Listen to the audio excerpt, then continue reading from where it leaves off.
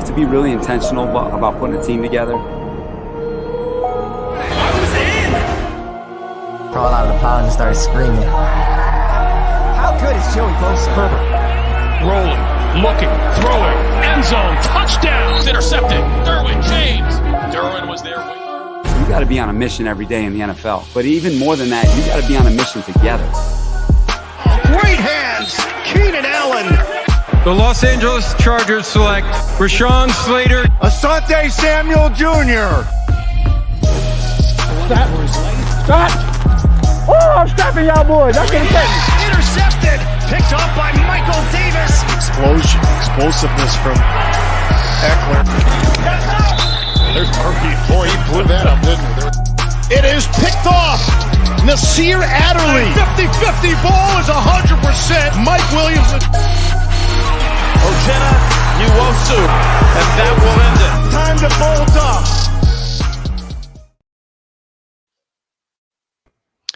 Welcome to another episode of Chargers Unleashed. Jake Hefner and Dan Wolkenstein here with you for the LA Football Network. Today's show, of course, is being brought to you by Charger Bolt Family Brewery X, UFC Fit Temecula. If you are joining us on the show, welcome. Week 1 is upon us. Dan, my friend, it has been 7 months. It has been 31 weeks, 118 days to be more specific, since we closed the book on the 2020 NFL season, and we are just a mere 4 days away from Chargers football returning and the kickoff, the true kickoff of the 2021 NFL season. Hopefully the kickoff is a touchback for the Chargers. But, Jake, we got a football game to talk about today because the Chargers 2021 season officially begins this Sunday, 10 a.m. Pacific, at Washington Football Team. Your host, Jake Hefner, myself, Dan Wolkenstein. We're so excited to be here. We are talking all things Chargers Week 1 and the 2021 NFL season. Jake, where do we even start? We got a live show. We're going to have folks coming in here doing all kinds of guests. We'll have all kinds of special things happening. Before we even get started, Jake, how are you feeling just knowing that in 4 days' time, we are going to know the Chargers' record after 1 week? Slightly terrified? Right? Okay, slightly nervous, as it has been the trend with this team going all the way back to the Norv Turner days. This team has been historic on their reputation in the month of September and the first quarter of the season, starting slow, and especially in an AFC West division with the Kansas City Chiefs is not something that you can afford to do. So Brandon Staley going a cross-country early game for his first NFL coaching debut has a very tall task ahead of him. Yep. Yeah, we're going to get into all kinds of stuff for the 2021 NFL season for these Chargers. Also, of course, the Week 1 matchup. For everyone out there who is joining us live, thank you and welcome. You can always find us on Twitter, Instagram, Facebook. Be sure to subscribe to us on YouTube as well. Hit that like and subscribe button. If you have any comments or questions, feel free to send those our way in all of the social media outlets that you are on somehow finding us. We'll go ahead and, like always, bring those in as we continue through the show. But, Jake, so what we're going to talk about today, we're going to go into kind of just the overall Chargers season begins. We'll talk about some season predictions real quick, and then we'll get into all things Week 1, Washington football, Chase Young, Fitzmagic, and this new era of Chargers football. But Chargers fans got a little bit of a scare today. We don't really know how much of a scare it actually is, but one Austin Eckler showed up on the injury report, as did Brian Bulaga. I believe Gabe Neighbors was on there. And there was one other person that I can't remember off the top of my head. How nervous are you about Austin Eckler not playing on Sunday? I mean, it's going to have a drastic impact to my fantasy team. That's first and foremost, if that is indeed the case, especially after I was an advocate. I bought into my own advice. I was an advocate for Austin Eckler to be drafted specifically for this reason, under this coaching staff, under a revamped offense. But enough about my fantasy team. No, it's yeah, it's mildly concerning at this point in the week, and this kind of came out of nowhere. We have no idea what this is, and with the way that we know that we've kind of seen during the preseason, with Brandon Staley being more erring on the side of caution with his players when any injuries do come up, there is a realistic chance that unfortunately we may not see Austin Eckler for this game. We're talking about a hamstring injury. It's nothing to be taken lightly when you're talking about the running back position. So, I wouldn't be surprised if Brandon Staley, does not throw caution to the wind and wants to just be safe on this one and keep Austin Eckler out of this game. So it could be Justin Jackson's game come Sunday morning. I know I'm normally the optimist of the two of us, but normally, I don't know. I know. Always. I would be shocked if Austin Eckler does not suit up on Sunday. I don't see a world in which Austin Eckler does not play. He just tweeted out like 3 hours ago how excited he was to play week 1, year 5, ready to go now more than ever. I think this is Coach Staley and team being cautious and taking precautions and not risking it. And I don't blame them. And that's what they've done all offseason. So until proven otherwise, I'm going to put trust in this coaching staff to do what they have done. And we saw it earlier, the number 1 team in terms of health going into the season, which have we ever gotten to say that? No, but it's very true. But I will say this, no fan base in the NFL reacts to an injury report like the Los Angeles Chargers fan base do. But it's for good reason. Don't tell me to overreact or that I'm overreacting, whatever you want to call it. Anybody who has watched this team's history with injuries, you have to take that with a grain of salt. I remember when it was one practice day that Rashawn Slater wasn't playing, and that's literally just the context that was put out there. Rashawn Slater's out, standing on the side of his helmet. No, Rashawn Slater back. And everybody lost it. But historically with this team, given what has taken place during training camp periods, you can't knock anybody for being worrisome about this. So, Dan, I'm with you. I would be legitimately surprised if we did not see Austin Eckler suit up on Sunday. I would be. Yep. But given the situation and where this injury did pop up at the same time, I would understand the opposite reaction is if he wanted to be overly cautious with it and, not have him possibly make it be any worse. But this is the reputation that Brandon Staley has built up for himself throughout training camp with a lot of these, especially veteran guys, to where he pulls back on the reins a little bit, errs on the side of caution, keeps everything very close to the chest. And most of the time that we have seen, it has been precautionary. So fingers crossed, knock on wood, do the Hail Marys, whatever you have to do, that this is just following that same suit. Jake, I didn't get a chance to virtually cheers you. I've got coffee. I don't know what the listeners and viewers have in their cups or in their mugs, but cheers to week 1. For folks out there, we've had a ton of people already commenting. I can't even keep up right now. I'm just going to go real quick. Ross Ackerman, shout out. Yo, let's go. I love that dog on the image, by the way. Jeremy. Jeremy? I'm terrible with names. I apologize. He thinks we've got it in the bag for week 1, minus with the lightning bolts. TSK is not worried, and he is happy to see Bradwell as one of the 4 protected practice squad players. Was actually nervous that Baltimore would pick him up before they picked up Le'Veon Bell. Yes, Eckler was on the injury report, TSK. No, I don't think it's actually that big of an issue. I agree with you, Blue Deftone. Yes, I think he's going to play, but if not, like Jake said, we've got Roundtree, we've got Jackson, we've got Kelly, and we've got Herbert. I mean, let's not kid ourselves on what we've got right now. So, where do we even start? So we're going to get into the whole week one. We're getting into kind of predictions. Joe Singh, I see you. We will get into those predictions later, I promise.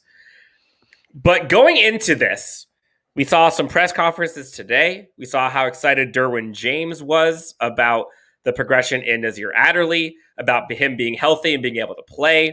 We heard from Justin Herbert. We heard from Brandon Staley on how much progression we've seen in Nasir Adderley. Like, we've seen a bunch of people, and it just seems like this team is ready to play someone else.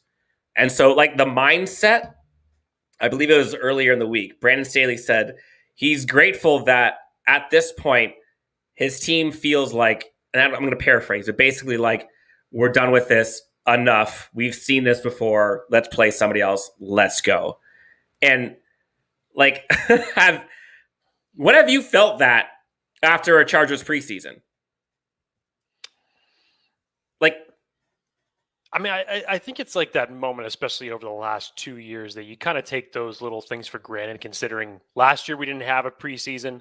This year was a truncated preseason, but really we didn't get a chance to see all the big names because Brandon Staley, for obvious reasons, was keeping them out, not even risking any type of injury to be happening in the preseason. But hey, it's like Kyler Fackrell said last week when we had him on the show. His sentiment echoes that of Brandon Staley's. He's just ready to hit someone with an opposite colored jersey. You know, send me somebody else. I'm sick and tired of going against the same guys daily in practice. I know what they're going to do. I know what their tendencies are. Give me somebody different. So, calm before the storm. We have not gotten a chance to get into predictions of any type.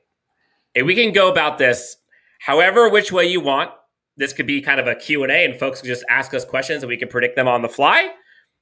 But in the meantime, if you guys want to do that, go ahead. Listeners, viewers, shout them out. We'll see what we can do to answer your questions in terms of what we see as predictions for the season. But Jake, let's go with the first one. We're not going to get into week one yet. End of week 18? Week 17. What will be the Chargers' record? We're just coming out guns blazing. Like that? We're going to go like that? Yep. Wow. I thought we were at least going to have this through the end of the show, but all right. Yeah, no, we're coming out guns blazing. Let's go. Look, I've said repeatedly that the first 6 weeks of this Chargers schedule is brutal. You open up against Washington, then you go up against Dallas, you have Kansas City, you have the Raiders on there. You sprinkle in the Browns and the Ravens, I believe, in that 6-game span, Dan. This is no joke. We're talking about a lot of good defenses, interdivision games, good running games as well. I'm still not 100% sold on the interior defensive line of this team. I hope to God we can say that as far as a run defense that we can be improved from what we were last year. Time will obviously tell on that. If the Chargers could get out of that 6-game skid with a 4-2 record, to me, that would be a huge win. You can't afford to lose too much ground to the Chiefs in the division. You just can't. And now, luckily, obviously, the schedule's a little bit more in your favor. You get an extra game, more of a possibility to end up as a wild card for the playoffs. 10-7, given the rest of the outlook with the AFC, should be enough. Should be enough to get you in the playoffs. Why are you covering your mouth? Wait, so are you saying the Chargers are going 10-7? Is that your prediction? Yeah. You're looking at me as if like I just said something horrible. No. I am so proud of you. Oh my God. Like, the amount of pessimism that I have heard from you since we have begun this journey together. The fact that I'm hearing Jake Hefner 4 days before the regular season starts saying the Chargers are going to end 10-7, 10 wins. Like, I love you. Look. All right, we finished 7-9 last year, given all the special teams woes, given all the bad situational play calling from the coaching staff last year's ago. Does that mean that all of that is immediately going to go away when we literally just changed our kicker yet again and our special teams during the preseason looks like nothing has changed thus far? No, I'm not going to say that all those things are going to go away, but I will believe and show a little bit of faith in this new coaching staff that, yes, it's completely unpredictable right now. Offensively and defensively, you could say whatever you want about the players that are on this team.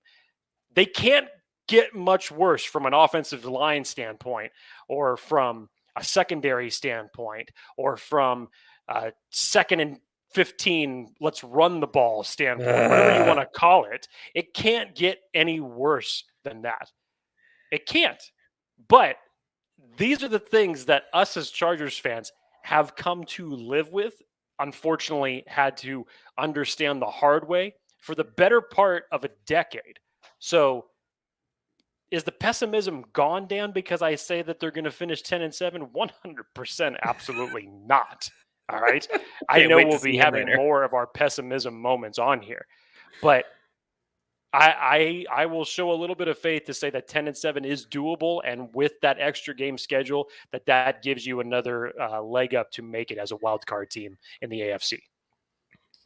So 7-9 a year ago. We have folks already saying 18-0, 12-5, 11-6. This is wow. Okay, so a year ago, your crowd, Dan. Yeah, that's no, crowd I like this. Before I give my number, let's get some perspective.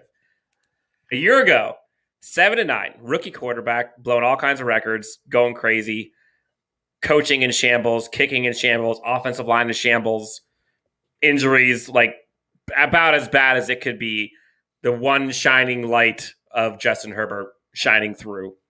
Fast forward, and well, before I fast forward, to put this in context with how much, like you said, we have been jaded with this Chargers team. Chargers were dead last in special teams last year. Chargers have given up 3 block punts last year. Chargers were, I believe, 4th worst in the impact due to injuries in terms of losses because of them. The coaching, Karras, it was not good. But, like, the new day is upon us, and we've got our guys healthy. Derwin James is back. Drew Tranquill's back. We've got a new coach who seemingly will never be outsmarted like other coaches in the past have. Fan base is as excited as I have ever seen it in the history of being a Chargers fan, and that's including the times we were going to the playoffs. I think this fan base is more excited now than then. I'm going record-wise. We don't need to go into all the specifics, but I'm going to go 11 wins. I think Chargers are getting 11 wins this year, and I think that is being conservative. By your standards, yeah, it sure is. Think about it, Jake. Okay, Jake, we always talk about when healthy. And I forget who it was, one of the players we had on our show, who says, like, I hate having that terminology. That was Chris Harry that said that. And it's true. But the reason I'm saying this is, let's say this team is healthy all season. What would you say the record would be? If they're healthy all year? All year. I'd put it anywhere between the 12 and 11 mark. 100%. Don't even start with me with that. Don't even start with me. Why, Dan? Because you mean to tell me that there's not going to be 5 losses in there realistically? Come on. Let's get out of Rainbow Land for a second. All right? Okay, fine. We are not the 2008 New England Patriots that went on a 16-0 run. We don't have the advantage of playing one of the weakest divisions in the NFL for the better part of 20 years. We don't have that luxury. Come on now. Fine. Okay, another prediction. Someone set the line at 0.5. I like this. Over or under block punts allowed week 1 for your Chargers. At 0.5. Over under. This is big. God, such a good line, too. Vegas needs to jump on this. This is a great line. Nice job, Jed. You know what, Dan? I'll stay with you and I'll stay optimistic. I will say that there will not be a blocked punt in week 1. Let's go. I'm pounding the under on this one. Pounding the under. TSK says it's hard to predict, but he's going 11-6-ish. What other do we have here? Kevin comes out and says pessimism is our blood type as Chargers fans. Nothing more true than that. Thunderbolts agrees. Pessimistic positive. Yes, that's what it is. IB positive, pessimistic positive. Ross Ackerman shows 11-6 and sweeping the Chiefs. Bold. Don't know. But Efren is bringing us back to what really matters. 1-0. And that's Derwin James even said today. That's all the team is focusing on is getting to 1-0. Another one by Jed. Will the team blow less than 5 fourth quarter leads this year? So over or under. Let's put it at 4.5. Under 4. I'll go under 4.5. I will go under 4.5. If the Chargers are losing 6 or 7 games this year, it's going to be more than from a standpoint of what we saw in New England. Maybe not that type of a deficit, 45-0, but it will be much more from a blowout standpoint than it will be blowing the game in 2-minute situations or ridiculous situational football calls. It'll be more from that standpoint if they're going to lose games. I'd rather have that someone come in and play us and say we're better than you and we're going to show it, rather than saying we gave the game away again. Come on, we're sick and tired of seeing that. Joe DeGroot has that 13-4. Loving the positivity here. 13-4, and another Joe comes in and is loving, by the way, his name. So Joe to Joe, DeGroot is the most badass last name I've ever seen. And to full circle this, Jake, I saw Guardians of the Galaxy last week. Great. Love that show. You finished it. I finished it. I did. I felt very proud of myself. At the very end, I'm probably not going to... You should try finishing Don't do the this rest to me. of the MCU. Okay, Yeah. I'm trying. I'm really trying. Okay, we got number 10, Herbert for MVP. Absolutely. Rainbow Land is what Jake said to me, and Midas loved it. All right, Jake. Ooh, Jed, I agree. I also love optimistic Jake. Jake, I mean, He comes around very rarely so far since Dan and I have started this show. He comes around once every blue moon, but he rears his head every now and again. All right, let's go over under last one for predictions before we get into the week 1 preview. Austin Eckler, Blake Mullinger. Let's say 1.5 for Eckler touchdowns this week. Rushing touchdowns or passing touchdowns? Total. 1.5. I'll say 1, and I'll say that just because of the standpoint of I think the run game for the Chargers, whether Austin Eckler is starting or not, I think the Chargers are going to have a hard time running the ball this week. So I think if there's going to be any progress being done by the running backs in this game, I'll give it more of a chance of Austin Eckler catching a swing pass from Herbert, taking it 20 yards, end zone touchdown. Ooh, I like it. Spicy. I'm going to go under, but that does not mean Eckler's having a bad game. I think Eckler will play, and I think he will get 1 touchdown through the air. So I'm going to go under 1.5, but that's just fine. All right, Jake, enough of all of the pregame hype, all of the stuff that doesn't matter, because right now, Jake, we have week 1 versus with a Washington football game on the Washington football team on the docket. I believe the Chargers have won 4 of the last 5 matchups between these two teams. And I think the last time they played was 2017 in December, and they won something like 30-13. Granted, both teams are entirely different now, but still, I think Washington football owns the total record. I think it's like 7-5 or something like that. But Chargers are on a good little streak here, 4 of the last 5. What is we always do this before every week. what is your kind of 5,000 foot view of this game? Like, what are you looking forward to, and what's most important as like the big factors that we should talk about? I think these teams match up a lot better than most people would realize, especially when we're talking about defensively. Something's going to have to give here throughout the progression of the game, because initially what your thought, I mean, we've been talking about it since Rashawn Slater was drafted on this team. We've been talking about it since the schedule was released. What's going to happen when Rashawn Slater and Chase Young, two guys who played each other, and Rashawn Slater got the better of the matchups in college football, but what's going to happen when these two collide with each other one more time now in the pros? How is this offensive line going to gel together now to the fact that you have 4 out of the 5 guys on your offensive line that are brand new to this team, that a majority of whom have not gotten a chance to play much preseason ball together? How is that going to work against a stout front 4 that Washington has on this defense? On the flip side of the ball, can the Chargers generate a consistent pass rush? Hey, with guys that, like we've seen the preseason of Kyler Fackrell have, you're going to bring Joey Bosa back into this equation, and Keenan Allen. Let's see if Chris Rump can get some mixture in there from a pass rush standpoint. The interior defensive line, again, still worries me a little bit. With a weapon like Antonio Gibson, how is Washington going to implement him?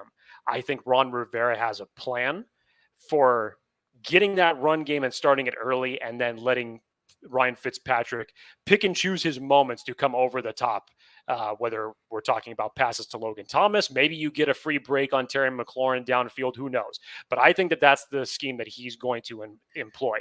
But having Joey Bosa and Derwin James on the field, just take those two names by themselves. Say it again. Say it again, Jake. Say it again. Joey Bosa and Derwin James on the field at the same time. In the since Derwin James has been drafted, Dan, keep me honest, correct me if I'm wrong, I believe it's only 5 games that these two have actually played together. It may even be less.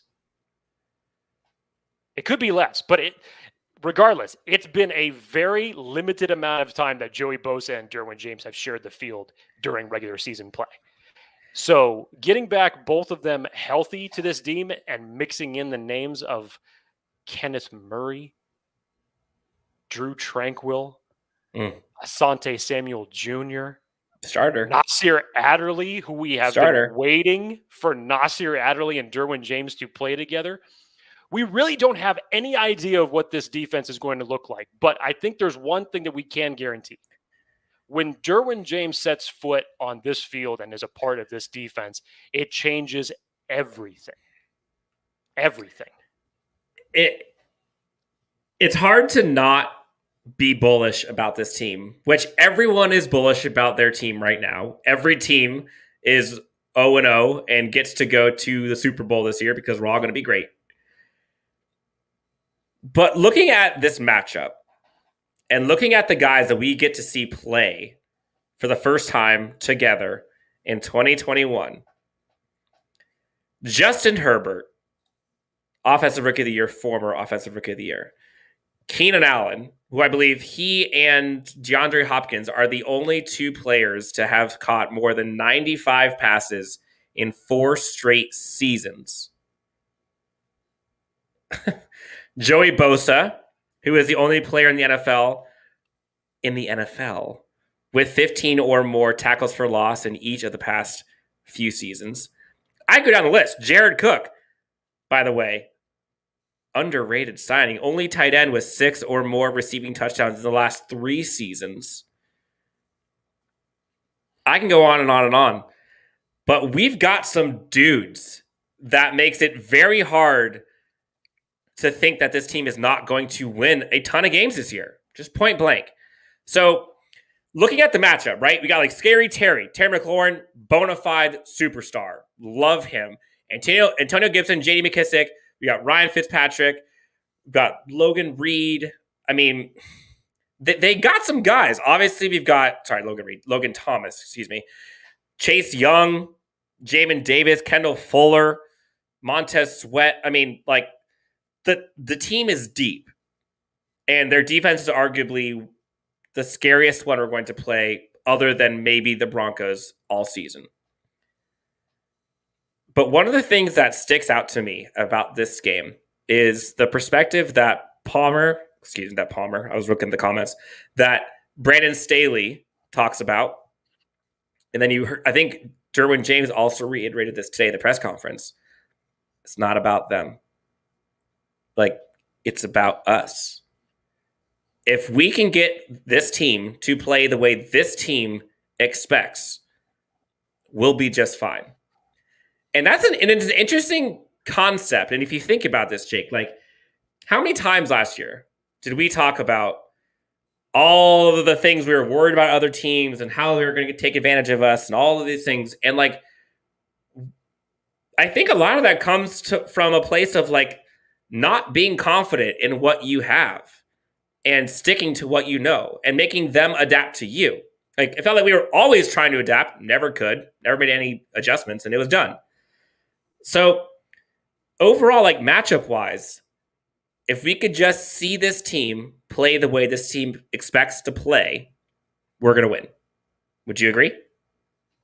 Yeah, absolutely. I would agree with that. So in terms of key matchups, I think some of the main matchups, and you kind of fill me in as we go because I want to make sure I get all of them here. We've got the running game of the Chargers versus the front four of Washington, which is going to be tough. We've got kind of the Terry McLaurin, Derwin James, Asante Samuel, that matchup. In the trenches is a big one. Special teams always up for grabs. Who knows? Of all of the matchups, what is the one that you feel not necessarily is the most fun to watch, but the one that you think is the most important in determining the outcome of this game? Oh, without a doubt, it's Rashawn Slater and Chase Young going up against one another. The other aspect of that is I'd be interested to see how Ron Rivera is going to rotate him, especially if Brian Bulaga should not end up playing this game on Sunday. Storm Norton, we already heard Brandon Staley said if that is the case, that Storm Norton will be the immediate replacement at right tackle. I guess my silence should say everything that you needed to know about that type of a situation. But yes, it's definitely the pass rush. Dan, you've said it a million times. Actually, we both said it. What Justin Herbert did behind this offensive line in 2020 to do what he did to go on to become the offensive rookie of the year was nothing short of amazing. And yes, on paper, based on the talent that the Chargers put into draft capital and free agent priority in protecting their young investment, you would think it can't get any worse than it was last year. And I don't believe it will. But again, we are talking about now a period of time where it's 4 of the 5 guys that have had limited amount of time in real game reps. We're not talking about training camp or going up against guys in-game reps to gel. And you're putting these guys up against arguably the best front 4 in the entire league. Yeah, to me, this game is going to be won and decided by in the trenches. And honestly, you could flip that argument on both sides, because whether it's our 100%. Defensive line, how they're going to be implying the running game, I definitely think from the pass rushers that we have that we could exploit some of their offensive linemen on the edge. But whatever way you want to slice it, this game is going to be won in the trenches, no doubt. 100%. TSK says this Washington football team is a very tough team defensively. Fitzpatrick is mistake prone under pressure offensively.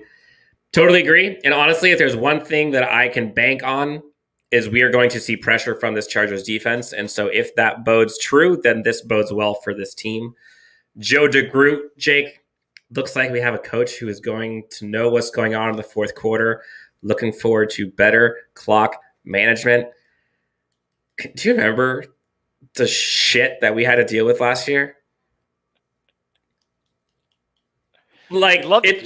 It's so funny to listen to now, but we were all ripping our hair out, and every TV show that covers the NFL was laughing or crying or both.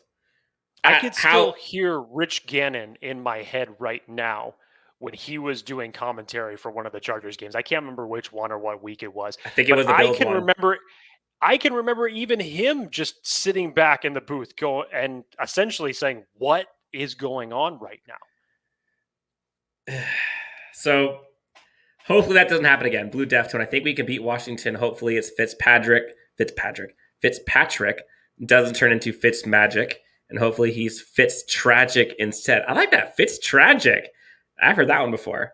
Yeah, make sure to put up Joe Singh and Ross Eckerman just to confirm their stats, yes, because the number 5 was in reference to the last 2 years. As it is, they are correct. 12 games between Joey Bosa and Derwin James, as Joey only played 7 games in 2018 during Derwin's rookie year, and of course Derwin, with his limited action over the last 2 years, them only spending 5 games on the field together. So yes, the magic number is 12. Good job, gentlemen, and thank you for keeping me honest.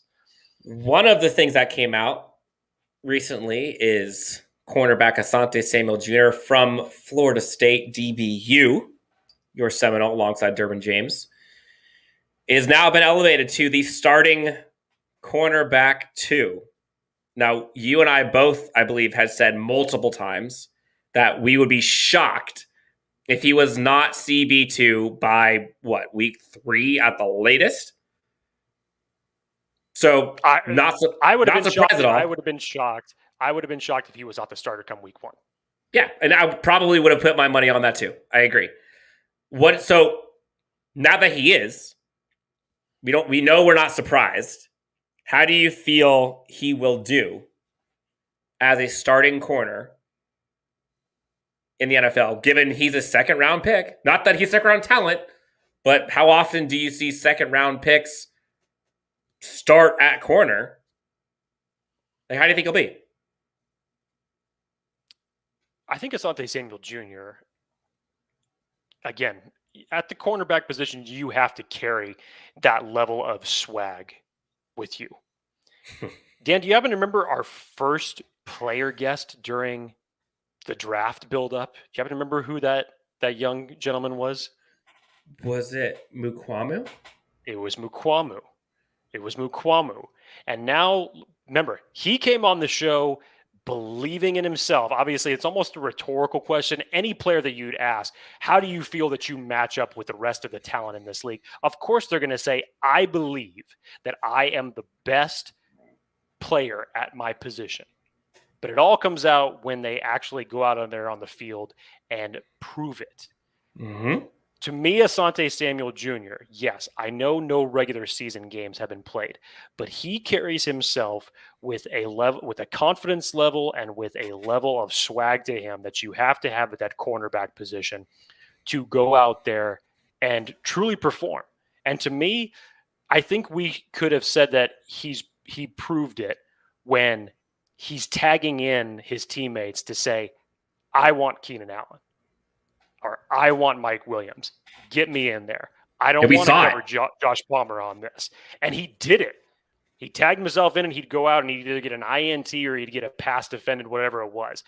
That, to me, for a rookie to do that in such an early part of training camp was something to take note of. So I'm extremely excited for this. To pair him up with Derwin James and Nasir Adderley in the secondary, opposite of veteran guys like Michael Davis and Chris Harris, this is going to be something to watch. I'm going to be surprised not surprised. I'm be interested to see how Staley's going to, if so, choose to rotate his corners. Let's see if that happens. Are we going to keep the same corner for that? How are you going to utilize Asante Samuel Jr.? Are you just going to keep him on the outside? Are you going to work him sometimes in the slot, which he's more than capable of playing both positions? So, and what's the term that Staley likes to use as a multi-positional or positionless player? Positionless players. He likes to use. I feel that he's definitely going to employ that in a defensive scheme with Asante Samuel Jr. in there. And I'm so glad you freaking mentioned that, because I'm so damn happy to watch a defense that is actually unpredictable and applies pressure. Thank the Lord. Pressure? What's that? I don't know. It's what happens with the Chargers every year, and they crumble on it. Crumble under it. That's a new term in 2021 for me.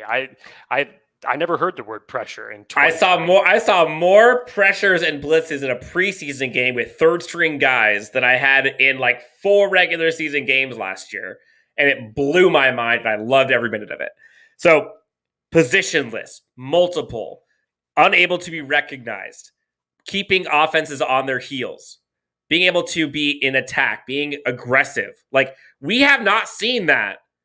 And we are finally getting to see that with this Chargers defense, with these starters. We're not going to see, we might see Nick Neiman, but we're probably going to see Drew Tranquill and Kenneth Murray blow up an offensive line. Like, we're not going to see Alohi Gilman. We're going to see Nazir Adderley and Derwin James. Like, we're seeing the dudes that we are all most excited for doing what they do best in a coaching scheme that makes them more talented than either of us have seen them look before. I have to tell you, I'm pretty darn excited to see what this defense looks like when we are all able to collectively pin our ears back and see what an offense can do to react to what we are doing. Like, guys, gals listening, when have we been able to be in attack mode on defense and be able to take what the offense is giving to us and shove it right back into their throat? Like, it just hasn't happened. And so being able to kind of have that refreshing outlook on this and seeing kind of the team gel and kind of come together is something that I am more excited. You can probably hear me getting a little fired up about this. This defense is what is going to be the biggest change. So there's a bunch of comments. We got a bunch of stuff going on here. Let's just go real quick through some of the position battles that folks are talking about. First, Rashawn Slater versus Chase Young. Who wins? I think, I'll give the early dibs to Rashawn Slater. I will. I will show enough confidence in our rookie first-round pick to say that he's going to go out there and get the job done. This will no longer be a turnstile at the left tackle position. But again, you're going up against one of the best young pass rushers in the league. It's definitely going to be a challenge. Do I think it's going to be a win-some, lose-some situations? Both guys are going to get their wins, absolutely. But if you were to tell me who's going to win more, I'll still give Rashawn Slater the nod. All right. Now, on the flip side, you got Joey Bosa, who's an absolute freak, going up against a rookie offensive tackle. Who do you got winning that matchup?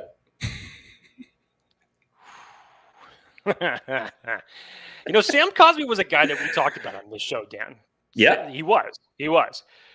But he's not Rashawn Slater. That's a great point, because everybody's mind immediately goes to Rashawn Slater versus Chase Young, just because we saw that matchup in their time in college. And given what Chase Young has done in his short stint in the NFL thus far, it's going to be a great matchup to see these guys go up against one another. But this is a great point. I think everybody forgets the fact that Washington has their rookie, and it's going to be a right tackle. So it'll be interesting to see how they're going to rotate in Chenner Nwosu and Joey Bosa. But yeah, if I were Staley or Ronaldo Hill, I'd be saying, hey, Joey, plant your feet on the ground, my friend. But you're going to be spending a lot of time on the right side of this line today. Absolutely. 100%. Friend of the show, Craig Smith. Shout out to Craig Smith. I love the Captain Morgan picture, by the way. Captain Morgan pose, it seems as though he's doing. New position, KJ Hill, punt catcher. We are no longer even needing a punt returner or kick returner. Just catch it, please. Agreed. I mean, he's not wrong. No, he is not. He is not. Ross Ackerman, I am so excited for the secondary. Derwin and Harris moving everywhere. Asante and Vato. And now Nas is getting huge praise. Jake, did you hear about that today? Derwin, Chris Harris, and Coach Staley all talked about how different Nazir Adderley looks this year versus last year. I mean, we've heard praise on Nas from a number of different people, not just what we heard today. But, I mean, we were hearing it throughout player interviews throughout these last several weeks of training camp, Dan. People have been talking up Nasir Adderley a lot. And yeah, we haven't seen it in games yet. I just want to see the pairing that we've heard about and been wanting to have for the last 2 years that we still have just been salivating to see. Nasir Adderley next to Derwin James, because if there is one thing that we could probably guarantee is that if Nasir Adderley is across from Derwin James, it's going to make his play out there on the field a hell of a lot better. 100%.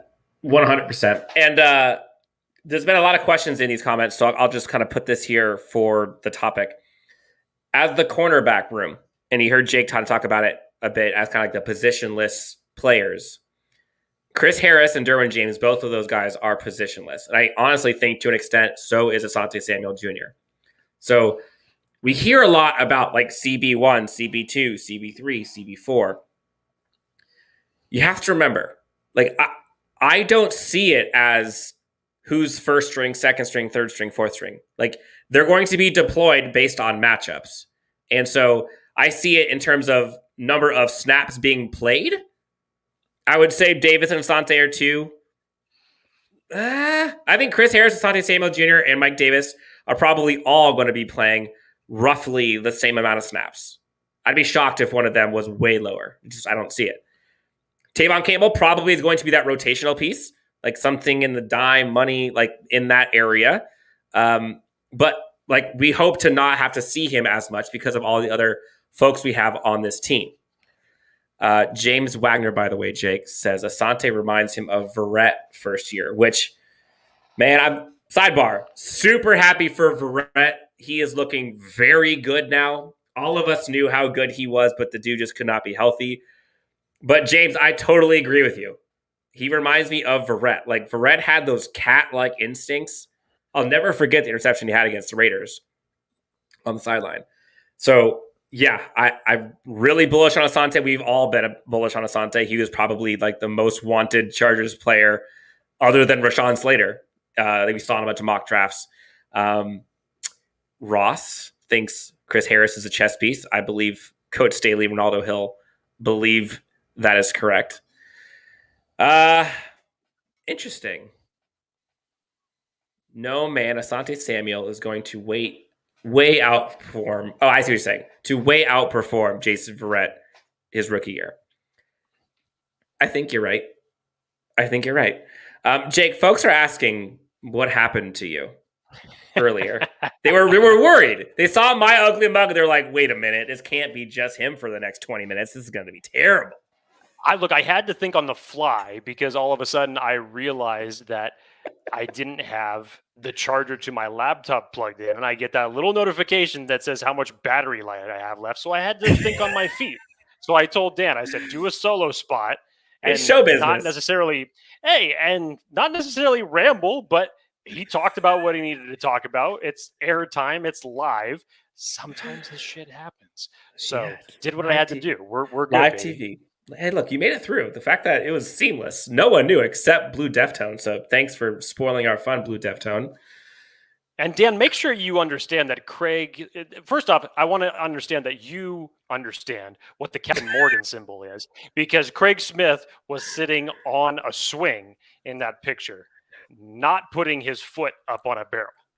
That a swing? Oh, that is a swing. Okay, from this angle, it looks like his leg is standing straight and the other leg is crooked, like a Captain Morgan logo. I apologize, Craig Smith.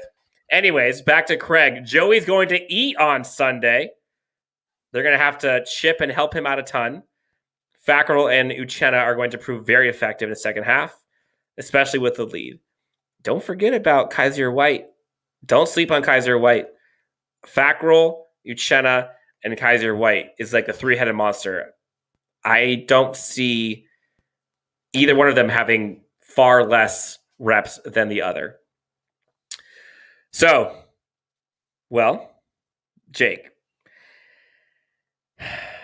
what scares you more about this Washington team? The running game? Let's go offense for a sec. Their running attack or their receiving core?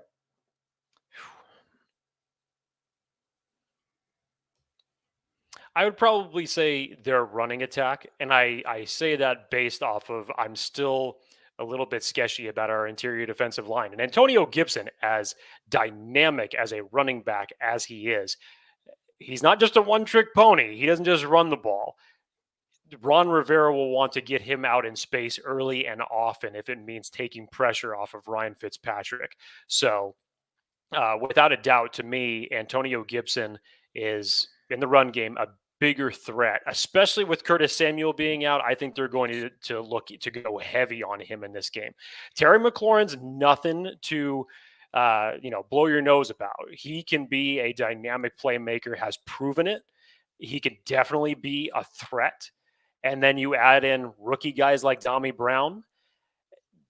Look, folks in Washington love what he's doing. Is it the best wide receiving core? Absolutely not. But it's weapons that Ryan Fitzpatrick can work with, especially if it's a situation where their running game is working, to where Ryan Fitzpatrick can just pick and choose his shots.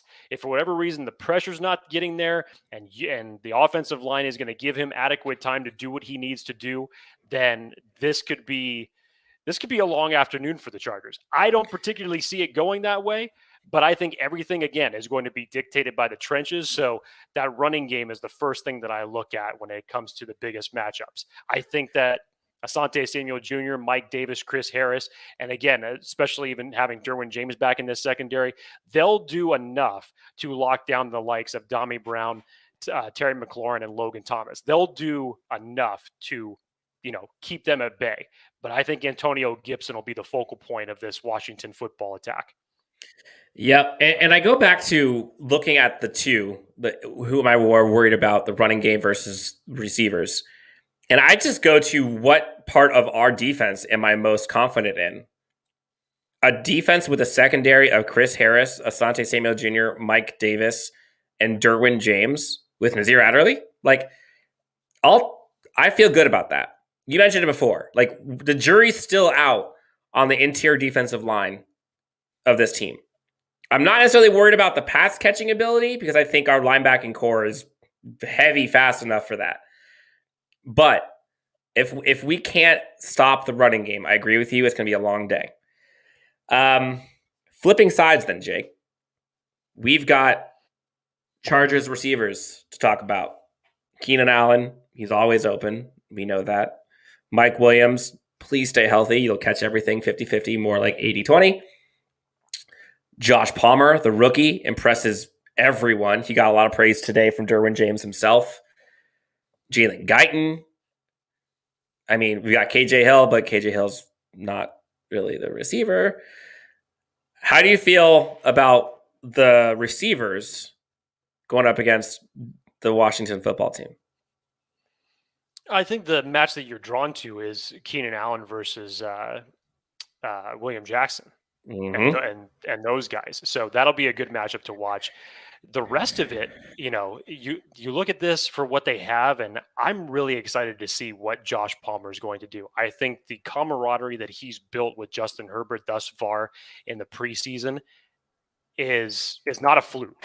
It's not a fluke whatsoever, and it's not by default given the way that the depth chart has fallen to him or the way that the receiving talent has changed a bit over the last couple of weeks. I think this is going to be I think this could be potentially a great opening game for Joshua Palmer in this. I think people may be surprised on how much he is utilized. I mean, we all remember what the first preseason game was and how every single ball was going to Joshua Palmer, and that's for a specific reason. I think that Brandon Staley takes note of that, and I think he'll want to employ a lot of that. I think that he'll let Justin Herbert know, if he hasn't known already, and taken note of it. Obviously, their playing reps have only come in practices, but man, this is going to be an interesting matchup to watch for this entire receiving group. And yeah, if you want to lump in the tight ends with this as well,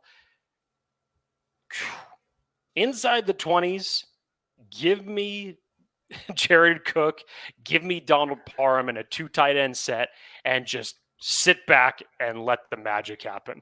Because I think you put 2 tight end sets from the 20 and then on, especially in goal line situations, these guys are going to feast. Look, it's gonna be tough sledding for our offense. Like, as much as we are excited and as talented as of offense we have, like, listen to these names. Like Chase Young, defensive rookie of the year, Montez Sweat, Jamin Davis came taken out of the first round by them, who's very good. Kendall Fuller, William Jackson, Landon Collins. Like, there's a lot of talent on defense. And so you need guys who can just be playmakers, who's just like a cheat code. Keenan Allen is that type of player. Like, there are certain things that people can do where there's just no defense to go up against that. Keenan Allen has some of those skill sets in terms of just always being open. Mike Williams has those skill sets in terms of if all else fails, chuck it. And in more cases than not, he's going to come down with it. Guyton, you're a burner. Josh Palmer, smooth as a, what is it? Cooler than the other side of the pillow. R.I.P. Stuart Scott. We've got, and then again, tight ends. Like, I think that's a huge mismatch. And that's also why I have Jared Cook on my fantasy team, because he is going to ball out this year. Can't wait. All right, Jake, we're kind of rounding out the matchups to look for here. Okay, over under. Let's go through some fun ones. Over under on number of yards that Justin Herbert throws this Sunday. I'm going to put the line 297.5. Oh, man. I'll go the over for this. And I'll say this strictly because of the standpoint that against this front four, I think the Chargers are going to have a hard time running the football, no matter who it is that's going to be back there to start the game at the running back position, whether it's Austin Eckler, Justin Jackson, whoever it is. I think they're going to have a hard time running the football. So it's going to be on Justin Jackson's shoulders to pass to win this game. So, yeah, I'll definitely give an over for that. Couple passing touchdowns to running back situations, absolutely, I could see that. But getting running production on the field against this front four with an offensive line that hasn't had that much time to gel, I would not put my money on that. So I will bet on the franchise quarterback to go over 297.5, as you like to put the number on it. So screw it. Give me 310. Give me 310 with 2 touchdowns. Let's go. 2 touchdowns. Oh, I'm going over that. All right. So it looks like everyone is taking the over, the half especially. We've got Brian Scott taking the over. IB Hondo taking the over, way over, just to be specific here. Let's see. Okay. Rushing yards collectively by the Chargers. I'm gonna put the line. Include Justin Herbert in this? Yes, yes. It includes everybody who can possibly run. I'll put the line at 82.5 total yards. I'm gonna go under. Sorry. I think rushing yards, I will go under. I think you're right. Now, we got folks are predicting over. We got folks saying 99, 97, way over. Real quick, this is actually kind of an interesting topic. And I think you and I had talked about this when we were on a Washington football team podcast earlier. But I'm going to say it's Mel Hymas. I'm going on a limb here. Mel Hymas. Crazy to think we don't know what our first defense looks like. Interior line, opposite edges of Bosa, DJ in secondary. Like, as much as Chargers fans, and I'm sure the players and coaches and everyone understands why we didn't play a lot of our starters during preseason, it does give you a little bit of, I don't want to say angst, but a little bit of unknown. Where, you got all the pieces, but, you've never actually seen... It's like the pieces on the puzzle. You got all the pieces of the puzzle, but, you've never actually seen them, put together. You've seen it in practice a little bit. Are you a little, zero worried about, those guys coming together in 4 days? Well, I mean, if we're talking about if we just break down this question, saying the interior line and, the edge position and Derwin James in the secondary, technically, in 2018, we saw this. Last year with Linval Joseph, we saw this. Jerry Tillery, we saw this. The unfortunate part about that is that they were under a completely different coaching staff.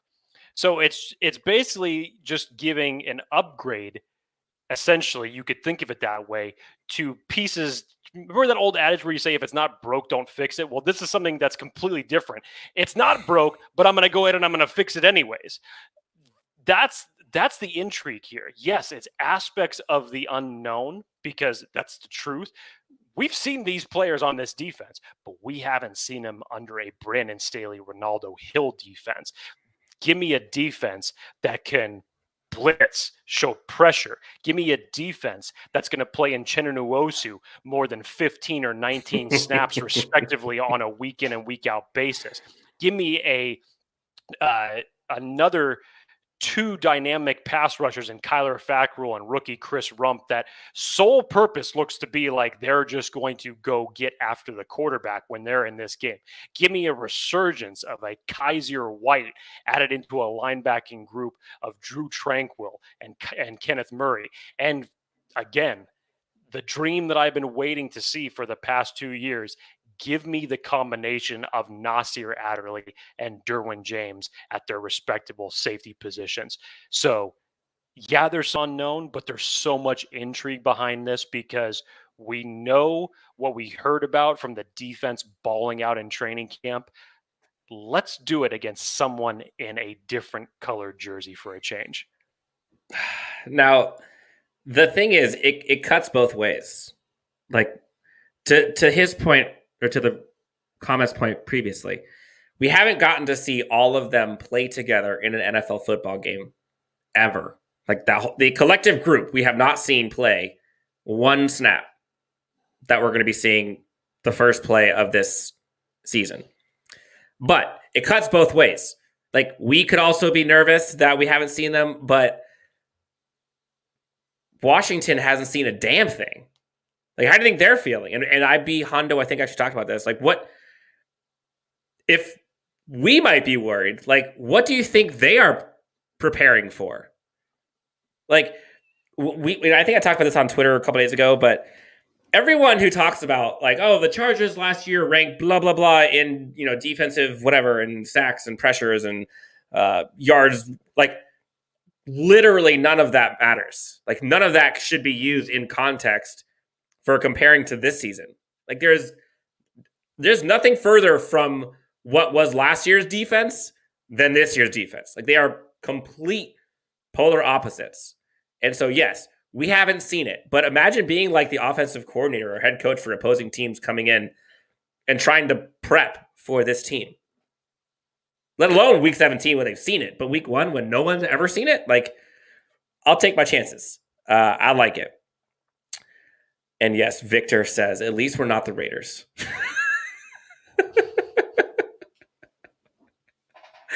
Okay, here's a fun question. Brian Scott says, Rump for sleeper of the year. Jake, who is your sleeper of the year? I just want I want an answer from you on this because this is your pick. This is your boy. So simple yes or no to this answer. I'll let you take that first. Do I think Rump is a sleeper of the year? For me, no. For others, yes. I've been high on him since before we drafted him. So interesting. He's not. I don't see him as a sleeper. But like comparing the other guys he has to go up against in terms of getting play time, like it's going to be hard for him to kind of climb the ranks without balling out. And I think he's going to ball out. I think he's going to be looked at as a sleeper for sure. If not him, who? Who do you say is a sleeper? I think there's two players that you could genuinely look at, not to say that they will, but has a good chance of getting that sleeper designation and going out and having a tremendous season. One, Nasir Adderley. No question about it.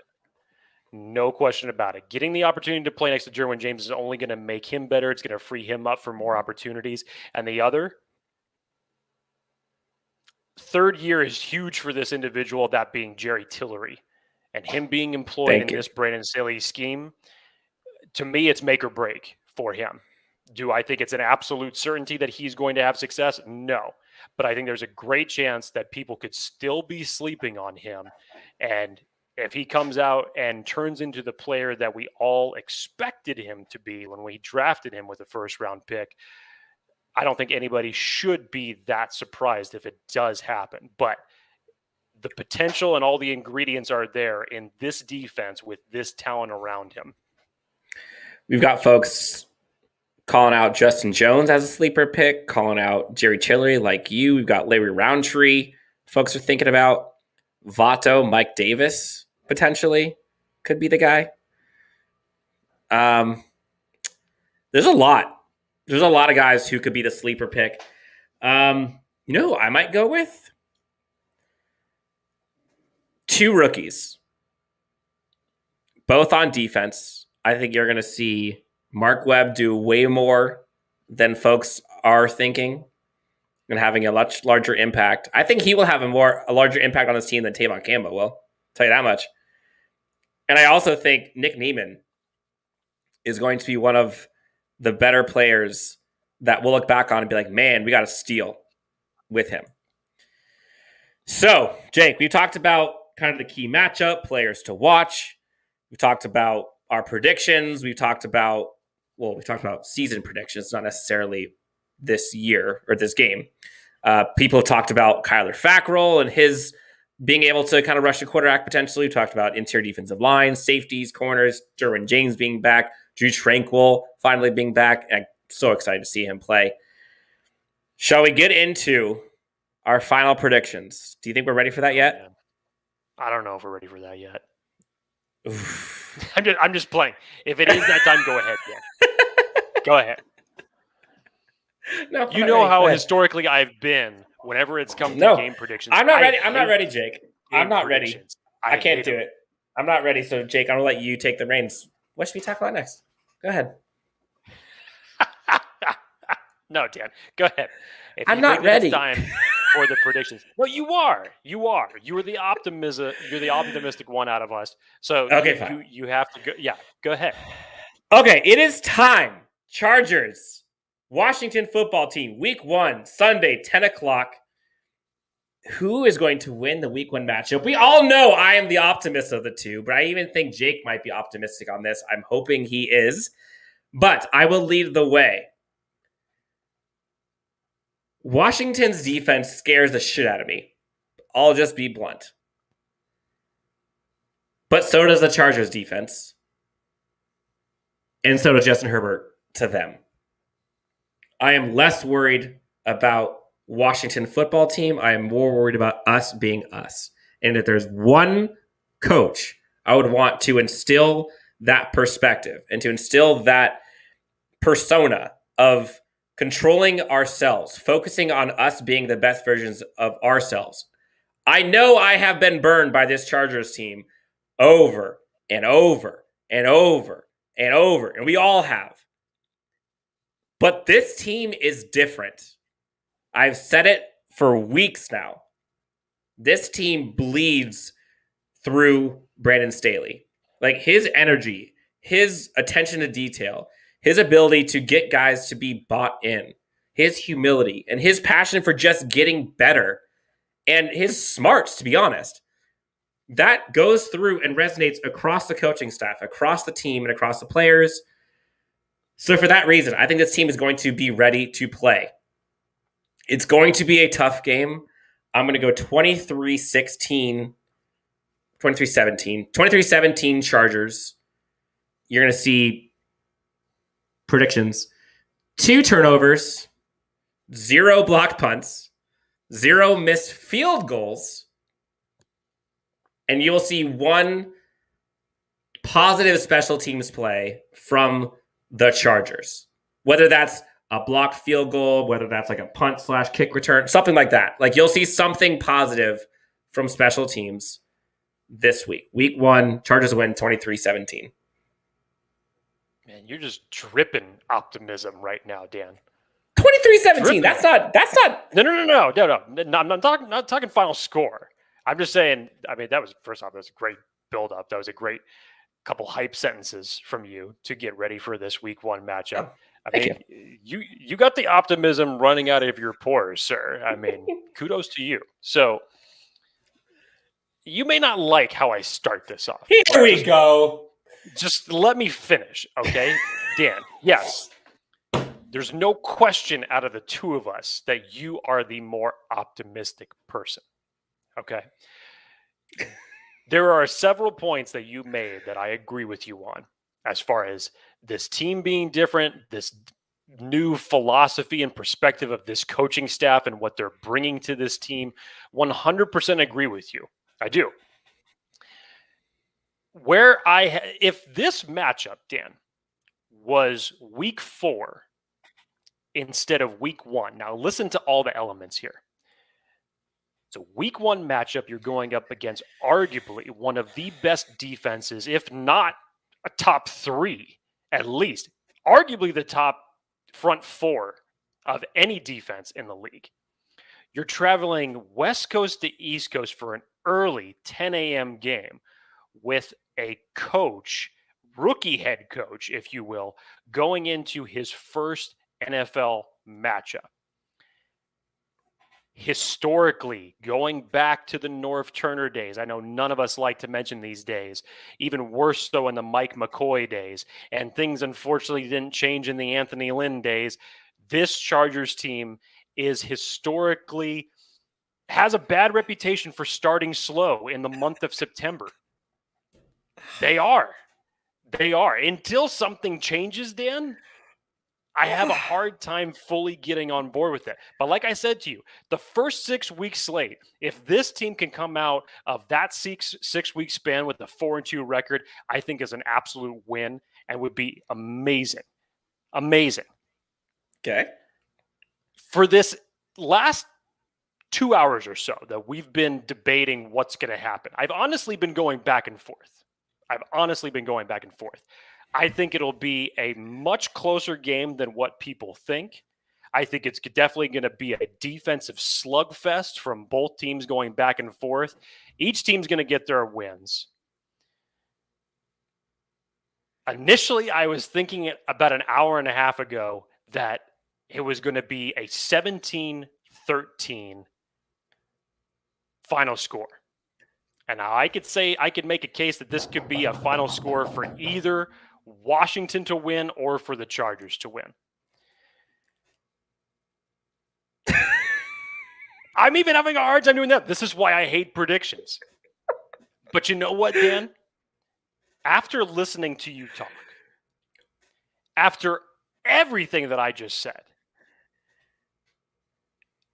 I have to try and start off the 2021 season on the right foot. So I'll say it's still going to be a defensive slugfest, close game, 17-14. I can't believe I am actually about.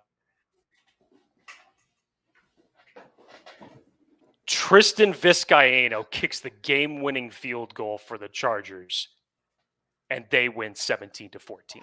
Holy crap! We got Jake with an optimistic take. Jake, you got me on that. I was not expecting any optimism after that shit show of a June gloom you gave us. Wow, I am shook. I'm like speechless. Oh my gosh, I am absolutely speechless. So, look, there's a bunch of folks here right now who I think are all anxious, excited, scared, nervous, enthusiastic. There's a bunch of them. But let's just go through these real quick. Jake, you were frozen for a good 15 seconds. So I think we had a really fun facial expression. Yeah, see, that's what happens when optimism comes out. Like the computer doesn't know what to do with itself. It's just like, what he said. Error. Let's fact check him for a second and put him on blast. All right, so let's go through some of these other ones. We got comments here all over the place. Brian Scott says 42-7. Hey, you thought I was a homer. 42-7 from Brian Scott. 35-0 from IB Hondo. I would love it if all these predictions came through right now. I would love it. 27-13 by Efren. Reasonable. 27-10, James Wagner. 23-17 by TSK. Hey! I agree. 23-19 by Gruder McBolt. I love that name. I might need to name my next pet that. What is higher, Jake? Chargers points on Sunday or runtime of All In? You predicted 17-14. Is that what you said? The last All In episode was 20 minutes roughly. So you say over for All In. Is that what you're predicting? We're talking the score of the Chargers score or the combined score of both teams having a longer runtime of All In? Because if that's the case, Chargers points on Sunday. Score, then obviously I went the under if we're talking about the latest episode of All In. I'll say it runs about the same. I'll say it runs about 20 minutes. So I'll say the under. Okay. New shoes. Now, shoes, there's someone that's a little bit more down to earth, a little bit more realistic, still getting a Chargers victory. That's good. Yep. Efren, Jake, as of today, Turner, McCoy, and Lynn have more wins as an NFL head coach. There's my fact chugger. I mean, it's 100% true. It's 100% true. But in the month of September, none of those three have had good first quarter of the year records as head coaches. I can't remember a September starting off on the right foot for these guys. Brian Scott, I totally was with you when we were listening to the June gloom, just like the showers that Jake was putting on all of our hopes and dreams for this week one. I'm like, man, you are harsh and my mellow. I was all hyped, and now I'm just going to sit here and cry with a pint of ice cream. But no, Jake came through in the clutch, gave us like a Quentin Tarantino move, and all of a sudden, like, we're all excited again. So my enthusiasm was curbed for a smidge of time. And then, Jake, you brought it right back. And Jed Jacobson, I agree. Regardless of the score, if the Chargers win this game, Jed Jacobson is doing Jake's tri-tip recipe that he provided. And Jed, if that is the case, we better damn well get a picture of this. If that's the first time that you're going to be doing it, Jed, I hope it tastes even sweeter on a victory. Technically, it would be a victory Sunday because it's an early game, so you can make it right after. Yeah, Blue Death has a reputation, and it's great. Blue Death has a nice reputation of pointing out every time the camera freezes. For some reason, I wish I could see it, just so I can look and see what an idiot I look like when the camera's frozen. But he always loves to point out how ridiculous my face ends up being. Victor says, Chargers are going to go 17-0 and win the Super Bowl. Then I'm going to turn off my PlayStation and go to bed. We've got some predictions here. Larry Roundtree, folks are predicting he's going to get 2 touchdowns and also a total of 5 points from Vizcaíno with a field goal and 2 extra points.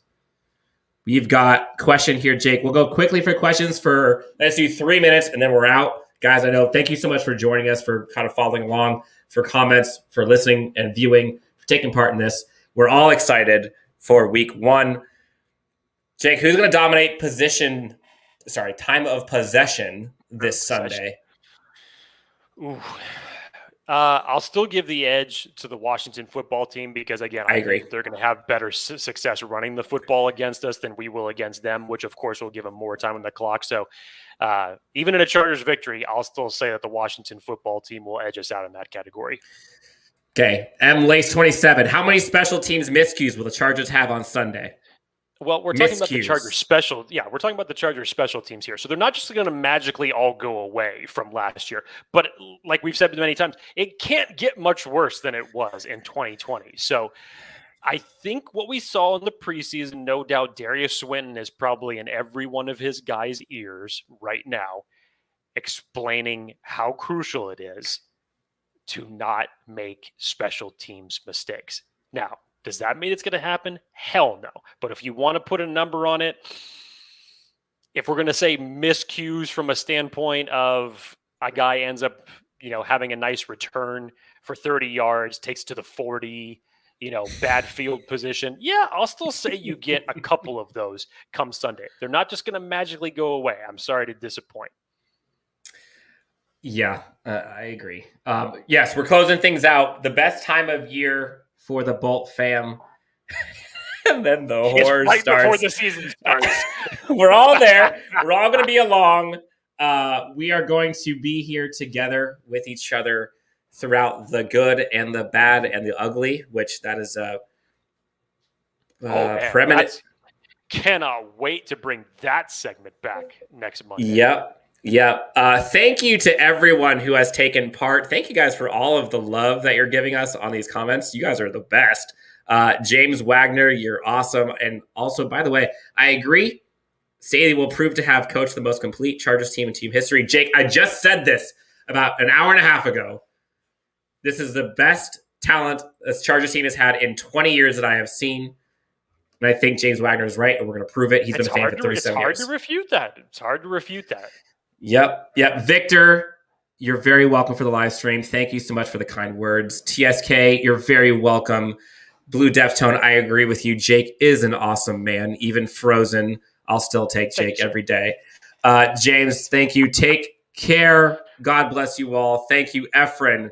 Thank you to Thunderbolts, and thank you to Scott, Brian is his first name.